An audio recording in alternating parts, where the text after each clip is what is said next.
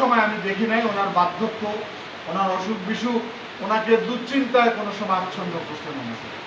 আমরা হয়তো সবাই বিভিন্ন বিষয় নিয়ে আলোচনা করছি, দুশ্চিন্তাগ্রস্ত হয়েছি। হাবিব ভাই যখনই ঢুকবে মিটিংয়ে ওটা একটা আনন্দের বহর বয়ে যায়, আলোচনায় সবাই উদ্বুদ্ধ করে। বয়সের ভাড়ে কোনো সময় উনি বুঝতেন না কে ছোট কে বড়, এটা কোনো সময় উনি ভাবতেন না। উনি আমাদের সকলের এখানে যারা বসে সকলেরই মুরব্বী ছিলেন, কিন্তু উনি অকাতরে স্বাভাবিকভাবে ছোট ছেলেদের সঙ্গে উনি মিশতে পারতেন। এই যোগ্যতা আমাদের অনেকেরই নাই। এটা একটা মারাত্মক দৃষ্টান্ত। আমাদের গুমোট হাওয়াকে স্বাভাবিক করার বড় কারিগর ছিলেন হাবিব ভাই।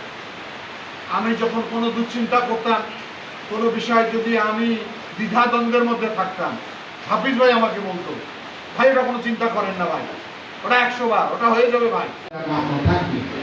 এই যে উৎসাহ, এই যে ব্যক্তিগতভাবে উপস্থিত হয়ে দলকে এগিয়ে নিয়ে যাওয়া যে প্রচেষ্টাও না, এটা অনেক নেতা কর্মীদের মধ্যে আমাদের নেই। এটা একটা মারাত্মক দৃষ্টান্ত। আমরা অনেকে হাসতে পারি না সহজে। হাসা যে মানুষের জীবনের কত প্রয়োজনীয় সেটা হাফিজ ভাইকে দেখলে বোঝা যায়। কোনো সময় এত বিরক্ত করতো আমাদের জুনিয়র ছেলেরা আমার সঙ্গে, যেটাকে আমরা ঠাট্টা বলি, মশকরা বলি, এত করতো। উনি কোনো সময় এটাকে কি করতো না, বরং হাসি হাসি সেটার উত্তর দিত। অনেক সুন্দর হবে আপনার সম্মেলন, চিন্তা করার কোনো কারণ নেই। এবং অত্যন্ত সাকসেসফুলি উনি সম্মেলনটা পার করেছিলেন।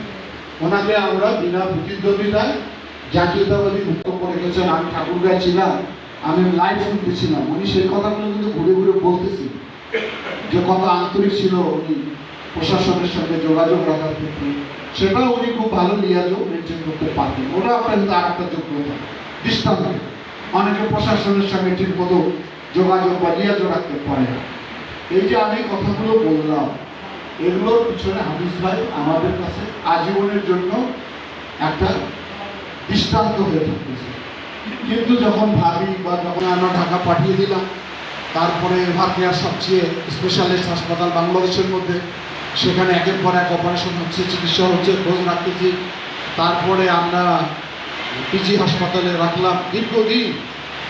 যতবারই দেখতে যাই আমি সেদিনও বলেছি, খালি ফাল ফাল করে আমার দিকে তাকা, কি জানি বলতে চায়, বলতে পারে না। হয়তো চিনে, হয়তো বুঝতে পারে যে ভাই দেখতে আসছে। তারপরে যখন উনি বললো ভাই মুক্তিযোদ্ধা দলের কে সভাপতি হবেন, না আপনি হবেন, কে আবার হবে, হওয়ার লোক নেই, এই কমান্ড কে চালাবেন, আপনি চালাবেন। আমি অনেক ব্যস্ত থাকি। তারপরে ওরা যখনই আমাকে ফোন করতো, যখনই কোনো কথা বলতাম, তাৎক্ষণিকভাবে সেটা করার চেষ্টা করছি।